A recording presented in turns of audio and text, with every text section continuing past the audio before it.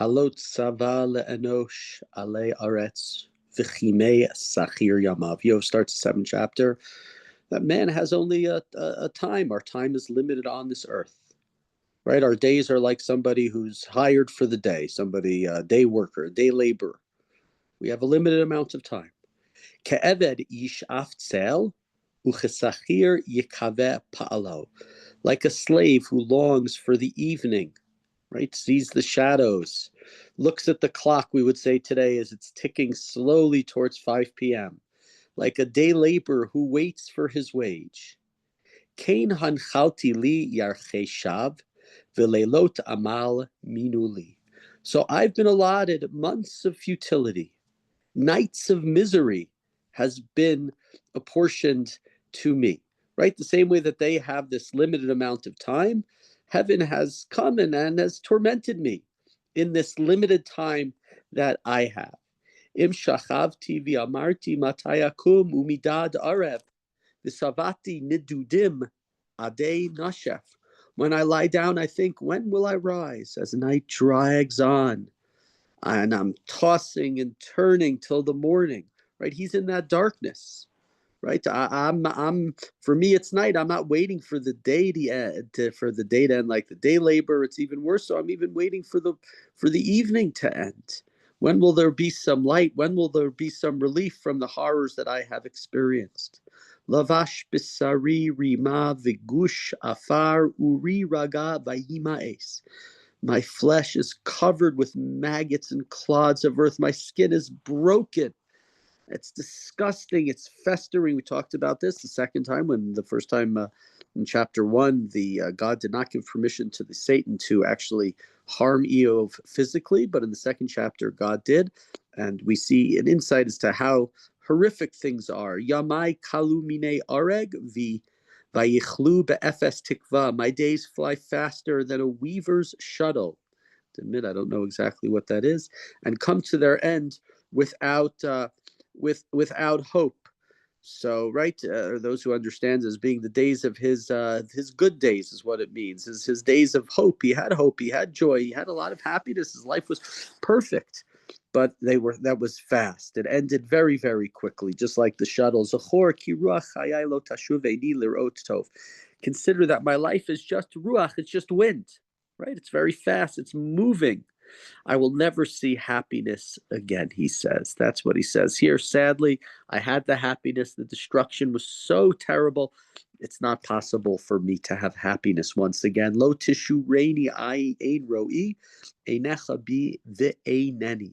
The eye looks at me, will not see me, right? People look at me. Look what's happened to me. They don't even recognize me. Your eye will seek me, but I will be gone. I will not be here anymore. I will die, whether it's talking to God here and saying, like, finish me off, God, so that when you seek me, I won't be here anywhere on this earth. Just let me be gone. Let me be done as he has done in the past, or whether because of what's happened to him. Another way of reading this verse is that they won't see him anymore. They can't recognize him anymore. He's so different than who he was before. Kalanan vayelach, Cain yored Sheol lo ya'alez. Cloud fades away. So whoever goes down to Sheol does not come up. We've seen this many times, right? He wants to, just like the cloud disappears and dissipates, that's what he wants to do. Lo yashuv od leveitov, lo yakirenu od mikomo. Returns no more to his home. His place does not know him, right? The cloud is gone. I will be dead. I won't come home anymore. Gamani lo echsach pi adabra betzar ruchi asicha b'mar nafshi. Now, in terms of me, for me, I will not speak with restraint. I will give voice to the anguish of my spirit. I will complain in the bitterness of my soul. And perhaps here he's turning away from his complaint that he have and his desire of death here, and turning more towards his friends, right? To Eliphaz, who told him, just, you must have done something wrong. He said, no, I'm not going to restrain myself. I'm going to speak fully. I've gone through. Let me speak. Hayam aniyim tanim. Kitasim alai mishmar. Am I the sea? Am I the Tanin, the dragon, the Leviathan, some sort of huge master that you have set a watch over me? We'll see what he's saying. Let's just read a few verses and then we'll become a little clearer. Ki amarti tinachameni Arsi yisa v'sichi mishkavi. When I think my bed will comfort me, my couch will share my sorrow. V'chitatni v'chalomot u'mechezionot tivateni. What happens? You frighten me with dreams and terrify me with visions. V'tivchor mechanak nafshi mavet me'atzmotai. Till I would prefer chenek, I would prefer chanak, strangulation, death. Right? That's what I would want. That my atzmotai, my bones, which is and the sort of the way to think about the pictures and the images of the Holocaust survivors who are 78 pounds and suffering, and think of Iyov in that way. Why do righteous that bad things happen to good people is a question about the Holocaust more than anything else, and that's sort of where this is coming from. So, right, I would prefer strangulation to the torture of what the boils and the scabs and the horrors of the way that I look. Ma'asti lola olam echya chadal mimeni ki hevel yomai. I'm sick of it. I won't live forever. Let me be. My day is just hevel. It's fleeting. It's a breath. It's a moment. Less so than the cloud that he mentioned before, even. Right? Just let me be done with it, with all of this torture.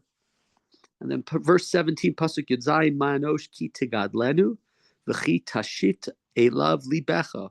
What is man that you make much of him, that you fix your attention upon him?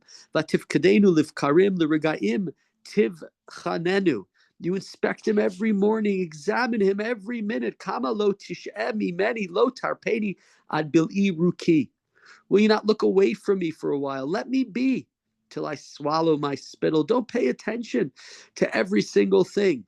And Iyov here is saying to God, and this started back in verse 10 or 11, where he said, am I the dragon? Am I the sea? Why are you paying attention to me so much? Why are you looking at me so much? Why are your eyes fixated upon me? Why are you inspecting me every moment? And the fascinating thing that's happening here from a theological perspective is when we think of terrible things that happen in the world, we think about the Holocaust, we think about terrorists, we think about murderers, terrible people. What do we say? This is man. This is humanity. God has ceded control. There's a little bit, perhaps, what we may call hester panim.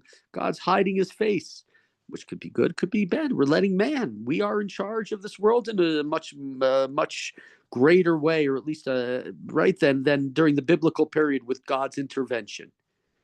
And that's the way we oftentimes think of things. Well, you know what? What are you going to do? There's evil in this world. God is ceding control to humans, and humans sometimes are Raminu Urav. They're evil people who want to do terrible things, and it's a terrible, terrible thing. And it's very sad that we have to have guns and weapons and protection, etc., etc. But Iyov says something different here. Iyov says, it's not man who has injured me. I have no theological quandary here. The reason why I'm in pain is because of God. Because God is paying such close attention, because God is looking so much, because God is punishing me for, when he says, obviously, for no reason or for way beyond what should be mandated. Stay away from me, God, right? Look at that verse 19 again. Kama lo tish'emi meni. Stay away. Look away from me for a while. Lo tarpeni ad bili rukai. Let me be. Let me just swallow my spit. Why are you paying attention to every last little thing, to every T, to every I? Why are you paying attention to all of these things? Or we say, people say about Israel, pay attention to something else, world. There are genocides in Sudan. There are horrors in different places. Why are you always concerned about, every chicken that crosses the road in Israel? Now, we might be concerned about it. We have to care about the morality of our people, of our state.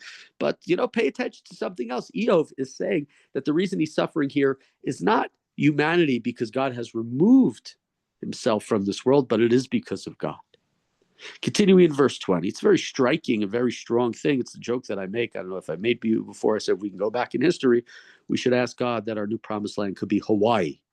No neighbors for 1,000 miles. Forgetting, the pineapples or the beaches and the blue water and everything that, and right, just no neighbors for 1,000 yards, 1,000 miles. Excuse me, amazing. I know you go to Hawaii, they tell you the Japanese invaded, this invaded. They can talk about their invasion in 5 minutes. We can talk about our invasion for 5 years. Invasion. So right. So why are you paying so much attention? Verse 20. Chatati ma'afalach notzer adam lamash samtani limifkalach ve'ya alayla masa. If I have sinned, what have I done to you, God, you watcher of men? Why make me your target and burden? a burden to myself. Umalo tisa pishiva tavirat avoni ki atala farashkav vashichartani ve'eineni. Why do you not pardon my transgression? Forgive my iniquity. Soon I'll lie down in the dust. When you seek me, I'll be gone. God, why do you care? I'm an ant. I'm a nothing. Stop paying so close attention to every last thing that I do. Leave me alone. I'm here today. I'm gone tomorrow. You're the big dog. You don't even have to pay attention to me. What does it matter? Leave me alone. Stay far away. I don't want you so close. This closeness has caused destruction in my life. And so Iyov here is a fascinating chapter, and that's one thing he's going to say a number of times. Here, he admits some guilt. He understands humans are not perfect. We make mistakes. And I've said this before when his friends are saying to him, when Eliphaz says to him, "You sinned. It's impossible. The way the world works is you suffer if you sin, so you must have sinned." And he's willing to say here, yeah, I did something wrong. We're humans. We all do something wrong. We all make mistakes. But what did I deserve? I don't know. I deserved a stub toe. I don't know. I deserved to break my finger. I deserved, I don't know. I deserved a punch in the face. I didn't deserve the death of my children, the loss of all of my wealth, the loss of all of my health, sitting outside here all alone. Yes, thank you, friends, for coming visiting me. That only can be because God is paying such close attention to me that God is able to point out and find every little possible thing that I may have done wrong. I swallowed my spit in the wrong way. So God, I'm a little nothing. Don't pay attention to me. I'm not that important. Stay away. Leave me alone. Give me Hawaii. No neighbors. I don't want any news. I don't want I don't want anybody to know about what I'm doing. Don't pay attention to me and leave me be. And then my life will be simpler, will be easier, will not be full with this pain. It's a very different argument than what we generally have when we think about our people. We think about the idea of it's because of God's lack of intervention that we suffer, and the theological statements that have been made by, from great philosophers to, the average Joe Schmoes like us over here. But Iyov's argument is very different. Iyov sees that God is the cause of his suffering. And if God paid a lot less attention, then he would suffer a lot less.